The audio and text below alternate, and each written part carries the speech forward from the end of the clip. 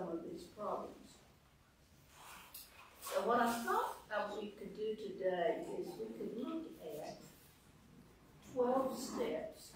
And I will confess that I have never read 12 steps of AA. We have a unit that is here, and it is a successful, very successful program that deals with very difficult issues. So one of the things I want to do today is look at these 12 steps. But being I guess at least a pseudoscientist, first thing that we always want to do when we have a problem is look at what is known about this problem. So if we look at drugs and alcohol, we will see that there is recreational use and there's also dependence. Now, how would you define recreational use? You just have a drink and you don't have to get another one, or you may not have another drink for a month. At a party or something, you just drink socially. Drink socially rather than, if you drink alone, is that necessarily not recreational? You have a glass of wine. I have a glass of wine last night. So spread with my supper. So the question becomes, I guess, is with both drugs like marijuana and whatever else, who is in control of how much you're drinking?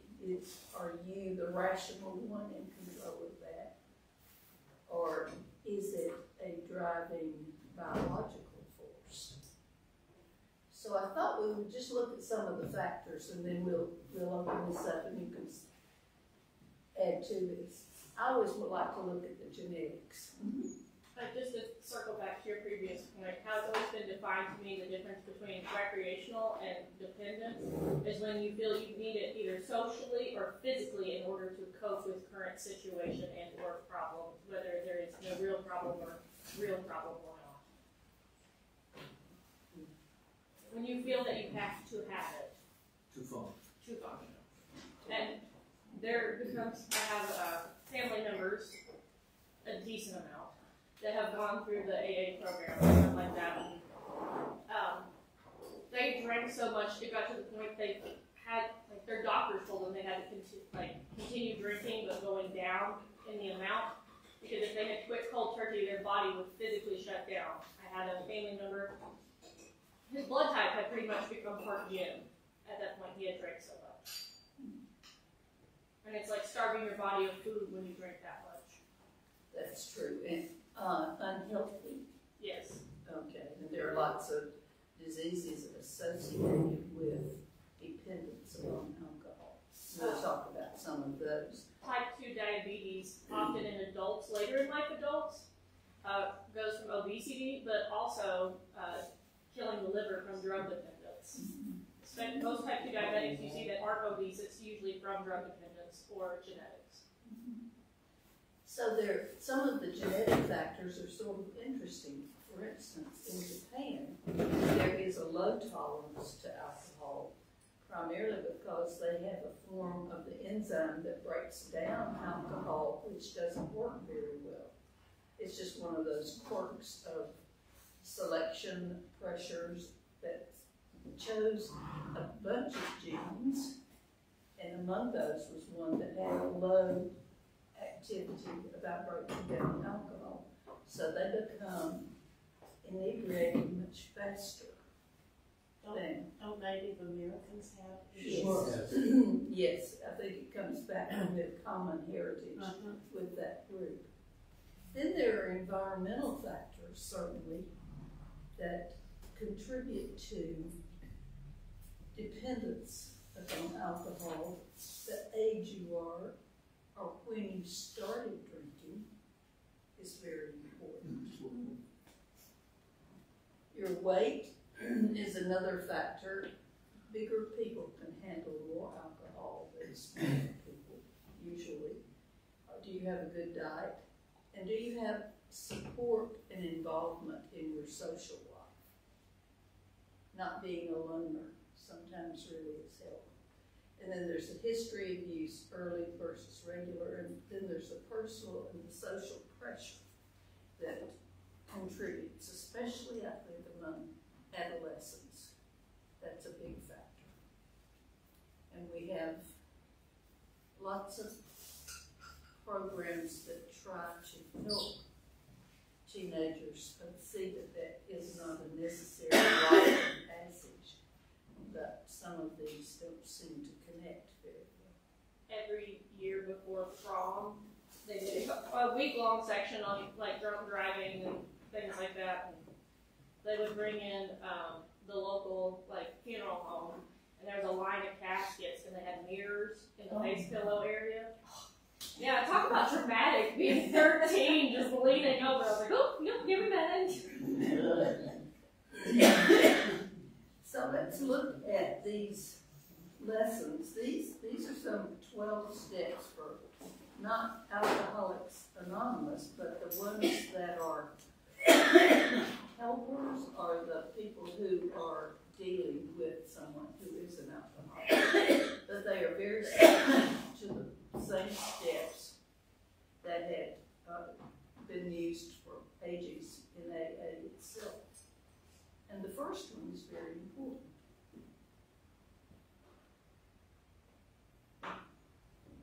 I admit I'm an alcoholic. I admit I'm an alcoholic. It's a condition and it's a positive thing to recognize where you are. A lot of people do other things that are, it's difficult to admit, but we all have some unhealthy habits that we have difficulty in saying even to ourselves. So it's very helpful to have someone who is in the group who can contribute from experience, and I bet many of us could. I would bet that everyone in here has known a family member who has had real issues with this. And if you haven't known a family member, maybe you had a real close friend. Or maybe you yourself have had this problem. So the first step is the most important, I think. And many, many people tend to deny that to the bitter end. Mm-hmm. Just can't face that. I think there's also a tendency with that to just say it, But not really mean it. maybe if you say it long enough and often enough, you'll come to believe. It might be a kind of self-persuasion that you're dealing with. If you have a family member who admits it but seemingly does nothing, maybe they're trying to believe. And like many problems, I think we have to admit, and it's very difficult to do, that we can't fix it for somebody else. And we may not even be able to fix it for ourselves, but we definitely cannot fix it for someone else. It almost feels more helpless when it's someone you love and it's not you. Mm-hmm. I have someone dear in my life that is addicted to meth, on again, off again, my whole life. And I helped him dry up 4 or 5 times. I was 15 years old, helping a man in his mid-50s sober up. And I don't know if you've ever seen someone coming off meth. They get the sweats, very violent hallucinations, out of control temper,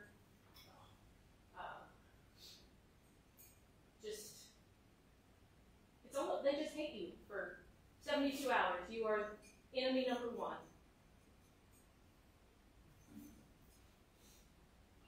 And quite often people get unable to cope with that again. It's amazing that you've helped several times. unneedingly thrust upon me as a kid.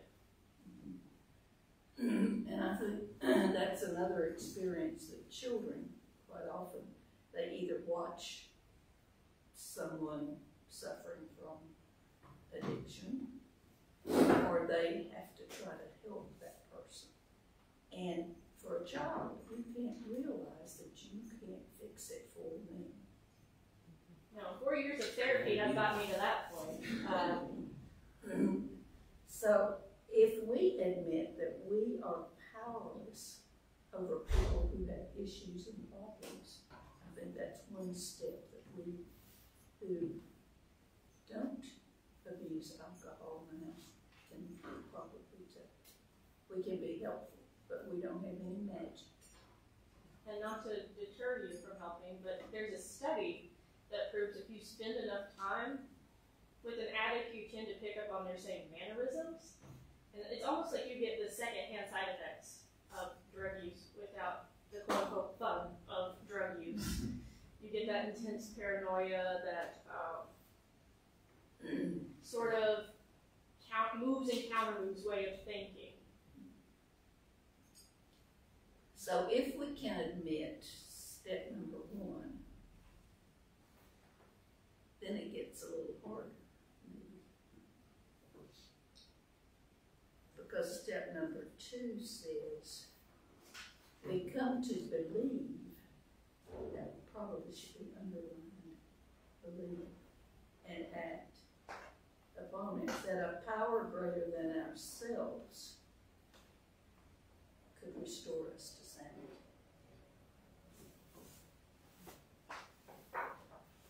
We don't, in step two, abandon hope, but we think there is hope to be had. And some people come to believe that power is an organization. Some people can say that that power is a number three, made a decision to turn our will and our lives over to the care of God as we understand or understood. That's a very important step because that takes the burden of responsibility, at least in part, from us to fix it, which we know is not going to work. I mean, after you try your very, very best, you finally begin to realize this is not working. And so where do you go then? Well, it's appropriate that AA and NA both have units that meet here, because this hopefully is a church that does believe that there is a power higher and stronger than us, because we cannot fix it for someone else. We might be there to help, but we're not going to cure the problem. And number 4, made us searching and fearless, oh my word, moral inventory of ourselves. I don't know if they've made a moral inventory of themselves. It's partly fearless. You become very fearful of yourself at some point. You become fearful of your weaknesses. Yeah. Well, if somebody else finds out about them, you become very vulnerable is what happens. So that's why you hold them close. And probably this is an important step because most of us don't ever do that.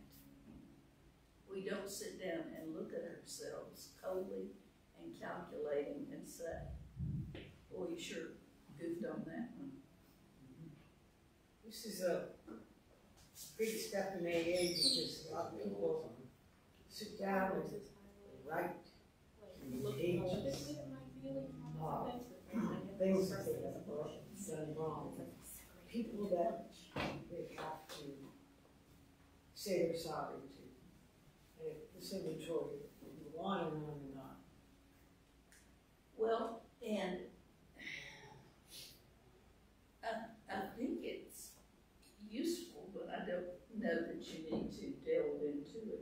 continuously. I think just a checkup every now and then would be better than a daily beating yourself over the head with it. But this next step is admitted to ourselves and to another human being. You mean you're supposed to tell someone? Yes. That was what I was talking about. Yeah.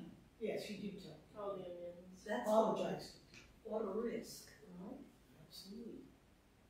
And how do you respond if you get a call from someone who is obviously going through these steps, who has called to apologize to you for some wrongs that they have done? It's a hard phone call to swallow. I've gotten a few. I think it's just like any apology. You know, it's not just something with someone who has an addiction.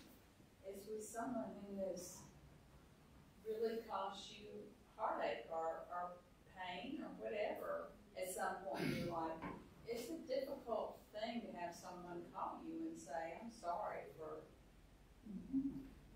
breaking your mandolin." That was a big one. But I mean, you know, it's hard to accept that. You may say, "Okay, it's okay," but it's still not okay. If you know what I mean. I know what you It's going to take a little bit for that. That's a big pill to swallow. But what is our obligation when someone says, "I'm very sorry for the pain that I caused you"? I just have to forgive us. As we forgive Forgive ourselves, yeah. And I think when you tell them to forgive, I think you have to also make it easy for them to feel like you've accepted it. You've got to take that extra step to make them feel like you're okay. even if you have to fake it. Yeah, even if you fake it, you can fake a lot of things in life to make it work. Right? You can accept an apology from someone, But you've got to know. but you also sometimes know that just because you accept their apology doesn't necessarily mean that you have forgotten it. Yes, but look at the prodigal son. He comes back, and what does daddy do? I was supposed to be holy. No, that one is a touchy one for me. I actually wrote a paper in college on the prodigal son, and I did it from the perspective of the staying son. As a sibling of several siblings that have been addicted, it's hard to walk the straight and narrow and you pick up their slack and you hold your parents while they cry about your sibling's addiction, and you know, clean up their messes for years, and then they come back and like it's nothing happened. And I know it's a human state, but I'll admit it makes me bitter. I'm like, I've been here and I've done the work, and I got forgotten. That is the relationship that you could have with them, Yeah. and the relationship that will allow you to celebrate with your parents. Is that more important? It is, but human It doesn't condition. take the hurt away. I'm a grudge holder, unfortunately. What's one word that's been, through all these discussions, it's been coming up over and over in these past few Sunday schools? Inclusion. If you're the good son, and you say, well, he did all this, but I've been doing all, you just excluded yourself from the whole of the family. Whether we're talking about a family or a human family, that's the beauty of that inclusion. It makes it easier to forgive. Easier. Well, Yeah. you don't want to exclude yourself from everybody else. And one other thought that I had, I finally got around to viewing that TED Talk this past week. Bonding. The only reason there is addiction is this innate need we all have to bond. You always try to connect with somebody, or that's the beauty of putting a higher power. There's somebody you know, just by the definition, is completely accepting, will not judge you, will take you over and over again, no matter how many times you fail. And it's still there. Yeah, and what I like to try to do is take it one little step further, and that's why I keep thinking about this, leaving cookies or something for these people that, for the people that meet here, that are, that have this crisis, is that you don't want to feel alone. You need to bond. And to bond, those two words, as we're going through all this stuff, kind of put everything in perspective for me. So I just wanted to share that. Well, you can also understand when the prodigal son returns, he's not confident that he will be accepted. And so if his father does this big spread, a generous thing, to say, I love you, right? That's the reason for it. And we need to remember that, because we need to reach out, not just say, oh, you can use the building and we are glad you're here, but we don't want anything to do with you. I recognize that there's an issue here, because one of the important things is anonymity. Don't interfere, don't bug us. But there are other ways, like leaving food. You can leave some food. You're not involving yourself, you're just letting know that people do things that come on And that wish the says, best.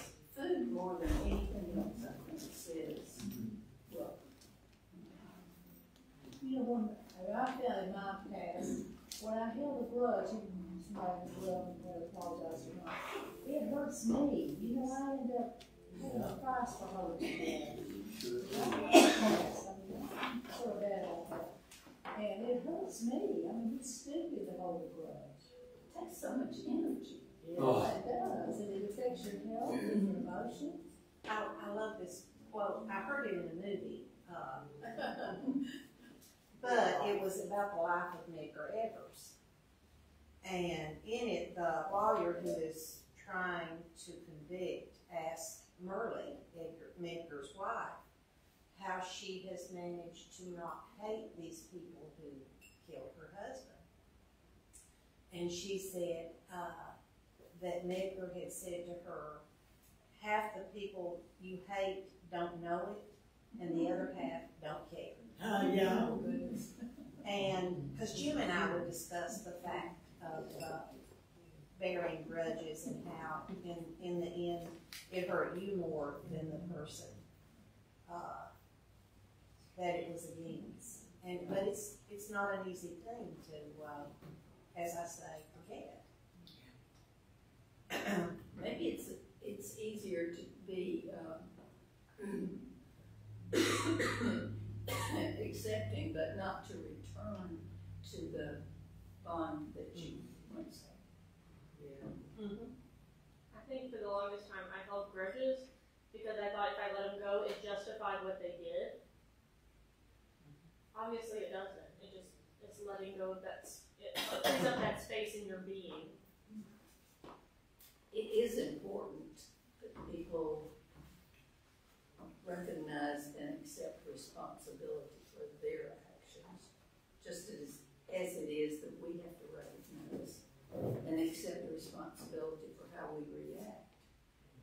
And one of these down here said, make amends to people wherever possible, except when to do so would injure them or others. So that's a recognition that maybe a parent might have if you abandoned your family and stayed out of the picture for years and years. If you go back and make amends and say, I'm sorry for what I did, maybe expecting that you could be accepted as a father figure is not realistic and would cause more problems for the kid.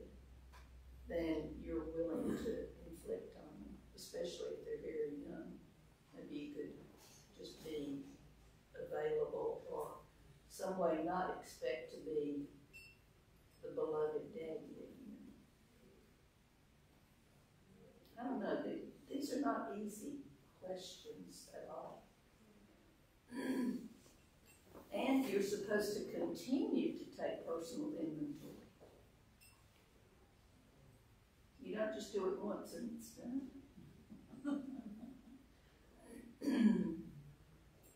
You know, I see so many of these things are just like any relationship.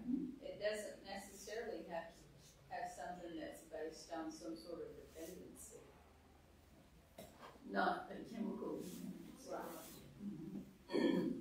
And sometimes it could work equally well if you had an unhealthy dependence on bond with another person. I was just thinking, if you took the word alcohol out of that first sentence, all of these other things apply just as much to the kinds of things that Margaret's talking about, I think. But they're hard. My goodness, it's hard to do this inventory of yourself in an honest way. That's hard. But I think it's a much broader set of directives or something than just for, like you say, just for addiction.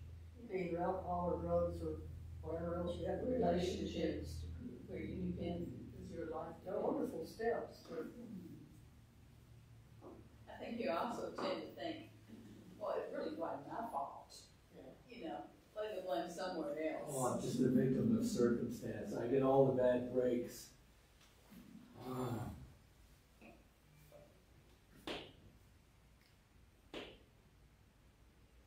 I had a question about number 6. We're entirely ready to have God remove all these defects of character. Not letting your addiction be your identity, or whatever victimization you have be your identity. Maybe I misinterpret that, but it seems to me that puts the burden on God. Yes. Well, It's hard for the adults to actually believe it. They're not wrong. And they won't even say God. It's just a higher power. They can just believe that. They'll be all right. They don't see God and they don't see Jesus. The only problem I have with this statement, whether you say God or higher power, is it's not, you're skipping your life and going right to that power. It's through your interactions and the way you live and the people around you. That's how that higher power reaches you. It doesn't just lightning bolt out of the blue. You know, when Jesus fed the 5,000, he didn't just snap his fingers and all of a sudden had all this food. He fed the 5,000. That happened. It was a miracle. But it was through the regular channels. Somehow, in his Father's world is the way it happened. But he used people to affect it. Mm-hmm. He didn't just bolt down a little spread of food. That's right. And it shows us our responsibility as we're talking about these things to the people that we come in contact with every day in our lives. To be open to helping. And you've got to Just be to be careful there. about how you help. Yeah. You don't want to be, I got you. And you don't want to be in the neighborhood. Right. No. But you still, well, you're wrong, but I'm still here. You don't have to be afraid to come back. But on that number you're talking about, Joanne, I have a problem with it too, because I feel like God lets us make decisions. But then he also lets us take the consequences of our decisions. And you've got to pick up some responsibility yourself too. You can't just say, well, God's going to do it. You've got to work along with it. I think the word is work. Oh, that's my favorite word. Are you willing to work?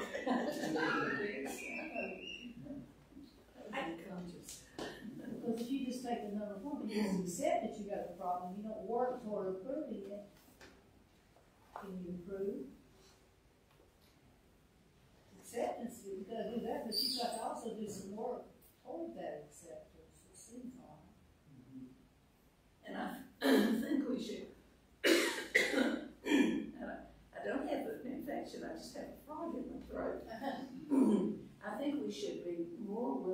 to recognize that if we had maybe professional help in telling us and guiding us if we're trying to help someone, it might work out a lot better. Rather than us just muddling through doing the same thing over and over and expecting different results, which Einstein said was being crazy, I think. Definition of doing the same thing over and over again. Expecting different results. Okay. It's still a matter of not accepting the response, even thinking of turning it over to God. It's just like, oh, this is easy, I'll just give it to God. And then you don't do anything. It doesn't work that way. So I think that's along what you're saying is that it's not something that you can just, it's not an automatic free ride. You know, you got to pass go, not necessarily to collect that $200, you know? Yeah, you know? Maybe it's just how I grew up and my understanding of it, but for me, giving it to God is like, you're trying to carry this dining room table by yourself. You know, this physical heavy burden, you ask God to come help you, and He picks up the other side of it with you.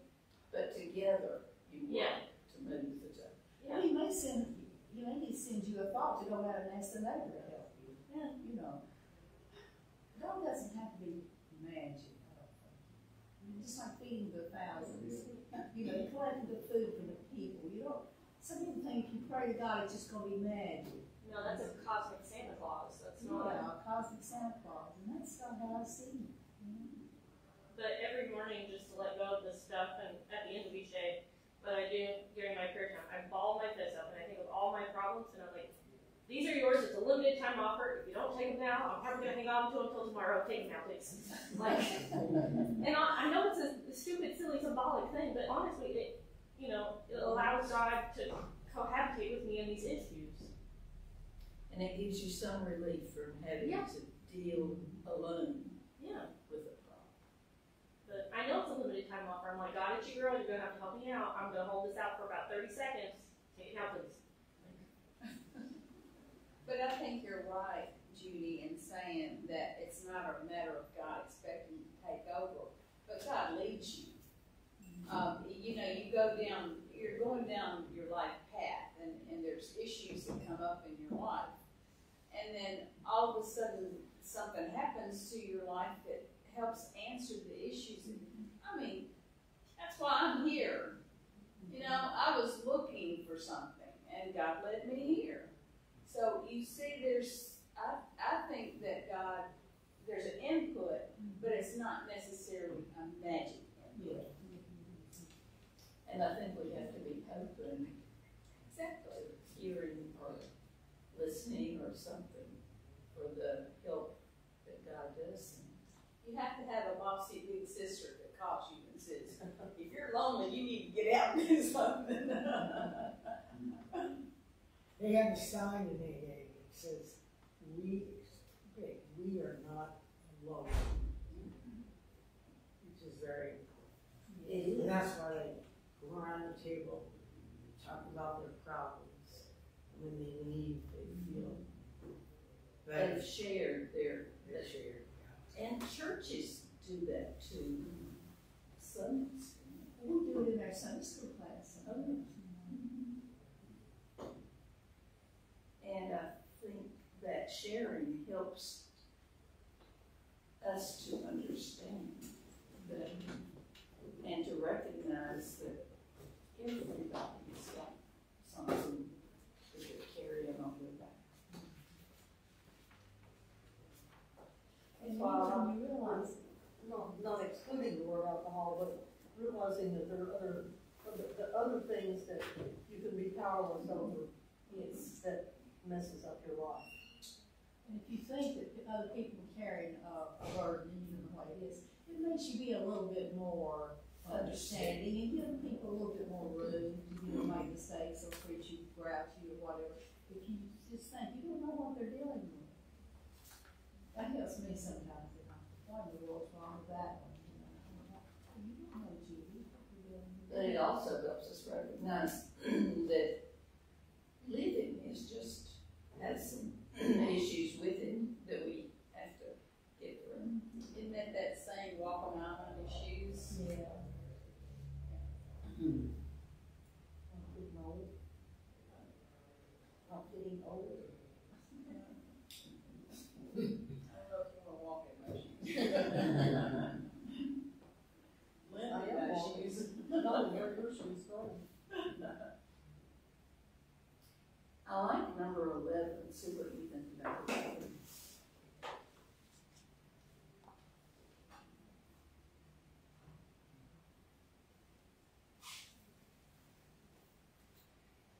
Can I just say something about number 11? The implied thing in number 11 is paying attention, being aware of what's going on. It's the opposite side of what I said earlier about he gives this idea of I'm a victim of circumstance. Bad things just happen to me. I'm just unlucky in life and all that. If you're aware of what's going on around you, that's where this idea of knowing God's will for us, it isn't going to be happen. If the situation you are in, you know your situation, it's not likely to come from within you. You may recognize it from within, but something out there is going to trigger something that will say, oh, this is what I have to do. Mm-hmm. God talks to us through His Word. And that's through the people and the events that happen. But that means you have to be aware.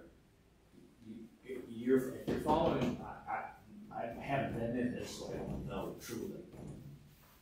But it's being awareness. Awareness. What was that one? The first one? Did it say something about awareness? No, it didn't say. We admitted we are powerless. But that awareness is, you keep that with you all the time, one day at a time. This is quote by Thomas. He says, if you bring forth that which is within you, what you bring forth will save you. If you do not bring forth that which is within you, what is within you will destroy you. Wow.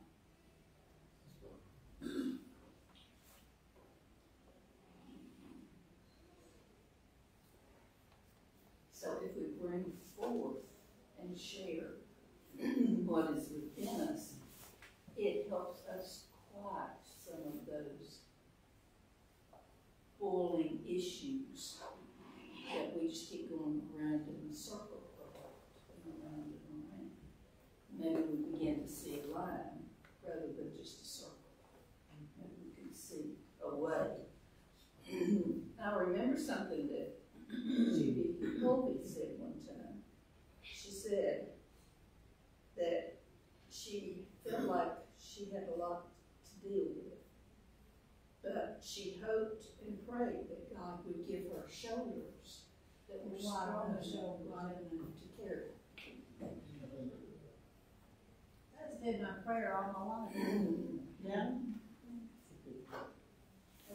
That's a good one because it says, it acknowledges that we do have power to act and that we do have responsibility.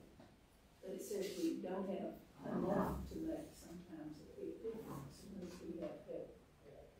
And that help comes from God, but as John says, through people. You know, to me, that's what being a part of a church is. So where it becomes so important. I know when my husband died, I don't know what I would have done if I had not had the support of my church. I mean, I had a realtor who came forth from my church. I had a financial advisor. I had people who came, you know, it's that community becomes such an important thing. And that's just not one shoulder, that's a lot of shoulders. But I've never been able to understand how people can deal with life very effectively they aren't part of a church or some sort of support. I just don't understand it. They go out and live in a golden pond and rock boy. Yeah. Except his mother lives longer.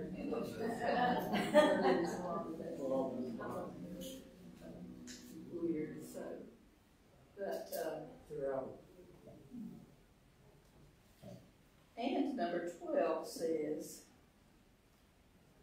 carry a message to others and to practice these principles